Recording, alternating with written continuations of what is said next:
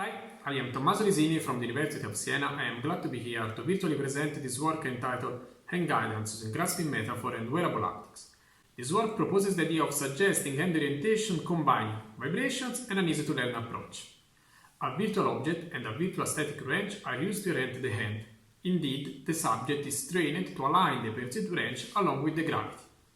As you may see in the video, a user is rotating the hand exploiting vibrating thimbles. The goal and the actual orientation are reported on the plot with blue and green arrow respectively, while on the right side is the participant using the system. We exploited a tiny and highly wearable haptic thimbles, like this one. Each thimble is composed of a vibromotor enclosed on a 3D printed support.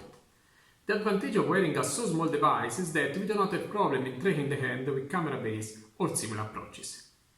To guide the orientation of the hand, the system takes advantage of a virtual wrench. So, given the hand with an arbitrary fingertips configuration, like this one, a software collects data from a tracking system and estimates the contact point. The algorithm computes a virtual sphere fitting 3 points, the 3 fingertips.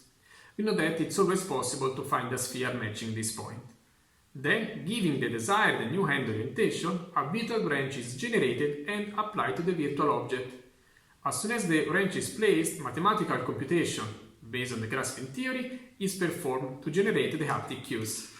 The thimbles vibrate in accordance with the wrench direction, thus the user has to align the perceived wrench along with the gravity. We tested 2 different policies for the feedback generation. The former generates vibration with an intensity proportional to the norm of the contact forces, while the second approach generates vibration with an intensity depending only on the normal component of the contact force. Additionally, we tested 2 different modalities to inform the user about the reaching of the desired orientation. In the first one, the vibrations were maintained constant until the goal orientation is reached.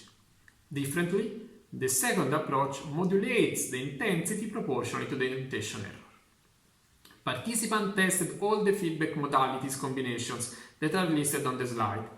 So they tested the norm of the contact force with constant and variable intensity, and the normal of the contact forces with constant and variable intensity. Results and user experience show that to give information about the actual orientation is crucial to accomplish the task in minor time. Besides the quantitative results, users' opinion pointed out an evident preference for this policy. Thanks for listening.